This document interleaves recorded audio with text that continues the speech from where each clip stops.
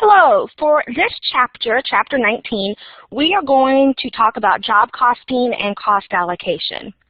So basically, what we're going to be looking at is up until now, you've learned what items are included in overhead, such as indirect materials, your rent, your property taxes, depreciation, etc. Well, up until now, and what companies do is they take all of those overhead and they really put it together in like one big pot. Then the companies are responsible for trying to decide how do we divide those overhead costs we have, such as the factory supervisor wages and such as our depreciation. How do we divide that cost up to the products? And why is this so important is because, remember, the ultimate goal that we're trying to do here is help a company calculate the total cost of their product, so direct materials, direct labor, and MOH. For a company to accurately do that, they have to be able to know what MOH should be given to that product. So over the next couple of weeks, we're going to be looking at 3 ways to divide overhead to various products. So basically, we're taking all these costs and dividing it up to the products. One way we're going to talk about today is a single PDOR rate. Then we're going to look at departmental rates. And then finally, next week, we will look at ABC costing. So let's dive into the notes. So basically, one way I kind of like to start talking about cost allocations, which is basically saying we're going to take our overhead and divide it up to our products. So usually in a face-to-face class, I like to give the illustration and ask a student that currently has children, if your child hits the age of 18, how are you going to how are you going to bill them for all of the life's expenses? And for example, I've had some students where they have a boy or girl, and they say, all right, well, you know what, when we're looking at the total cost of food we've spent on both of them over their 18 years, you know, of course they didn't set and track who ate what. How would they decide how much food expense to be billed to the boy versus the girl?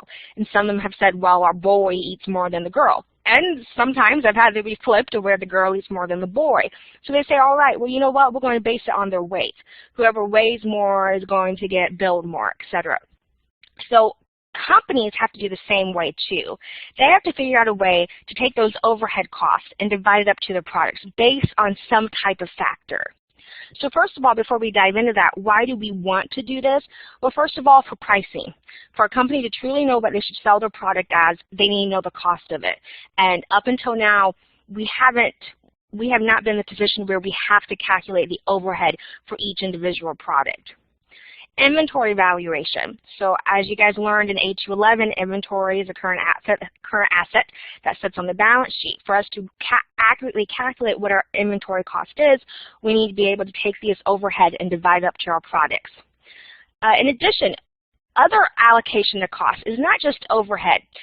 If you would continue on into accounting and you take higher levels of cost accounting, you're going to learn that companies will also allocate their cost by department. So, for example, if here at Reynolds, if the School of Business needs to hire a new teacher, they have to use the services of HR, right?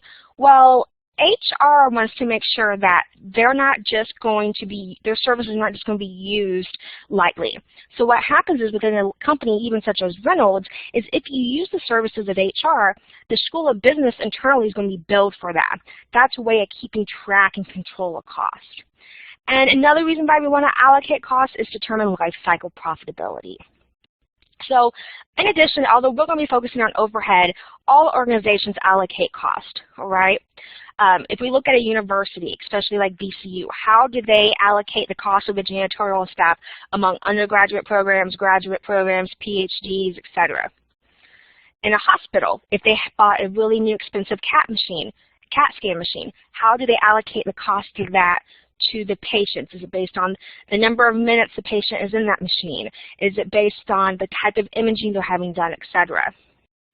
And finally, how can overhead be allocated to multiple products? So for example, if I was looking at General Mills, they track the overhead just one lump sum. Then they have to decide, how do we track this? How do we divide up our overhead costs to our various cereals? And then therefore we can accurately determine a price. So this is a subject that there is no easy answer. There is no necessarily 100% right answer to how to divide overhead, and typically is a really large concern for companies because overhead is becoming a larger and larger expense for companies, especially as direct labor is being outsourced. All right, overhead is becoming a larger expense. So kind of the big picture, when we're trying to calculate the cost of the product, if we were looking at aspirin, the direct materials portion, that wouldn't be really difficult to calculate. The direct labor portion would not be. We could accurately determine how much labor each bottle of aspirin takes to make. But the overhead is always going to be, as we say, allocated or basically assigned or divided to the product. It's not feasible for a company to accurately trace every bit of indirect material to a product. It's not time-consuming. The benefit does not outweigh the cost of doing that. So instead what companies do is they take all the overhead costs, put it in a big pot, and then at the end of the month say, all right, these are basically all of our miscellaneous costs. Now we are responsible for dividing them up to our products. And as I talked about, there's going to be 3 methods we're going to be looking at. Today we're going to focus on the single PDOR, which is known as the single predetermined overhead rate. So moving into why we want to even take the time to do this, basically we need to know information for economic decisions. We need to know what our pricing should be. Are we covering all of our costs? In addition, this type of information will also help us to determine, do we need to add or drop a product? When we actually look into activity-based costing next week, we're going to see where that can actually help determine a company may actually want to reconsider the product that they're producing. We need to be able to justify our cost. So for example, this would be more specific maybe within the medical field. When, remember I just spoke about a healthcare provider or hospital trying to decide how are they going to divide the cost of that expensive CAT scan machine to their customers.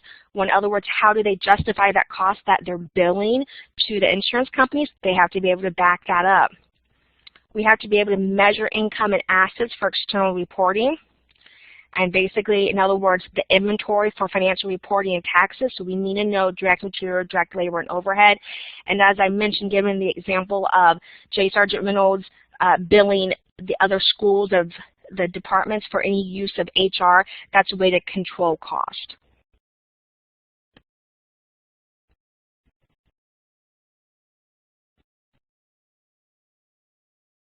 So how do we begin assigning those overhead costs? One of the things we're going to do is create an allocation rate.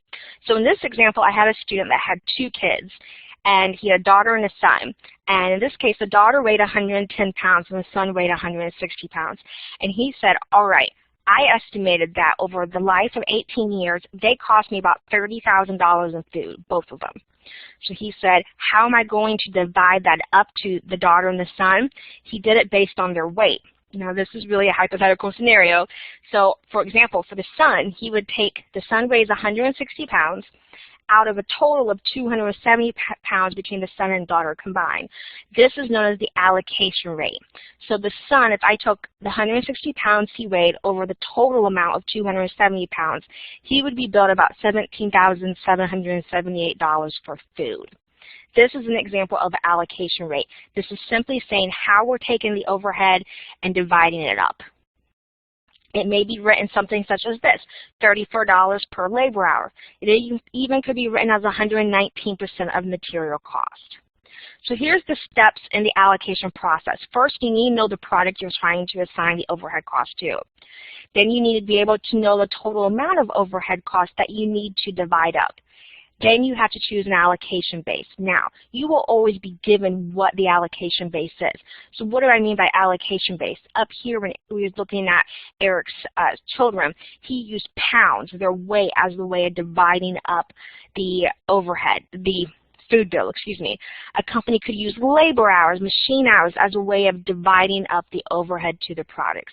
And then you calculate the allocation rate, which from here on out we're going to refer to as the PDOR, the predetermined overhead rate. And what we're going to do, we're going to take our estimated overhead, this is the formula, divided by our estimated activity. So if I was looking at Eric's children again, let me zoom out here a little bit. If I took the $30,000 food bill divided by the total weight of his children, the rate would come out that he's going to charge his child $111 for every pound that they weigh when they hit 18.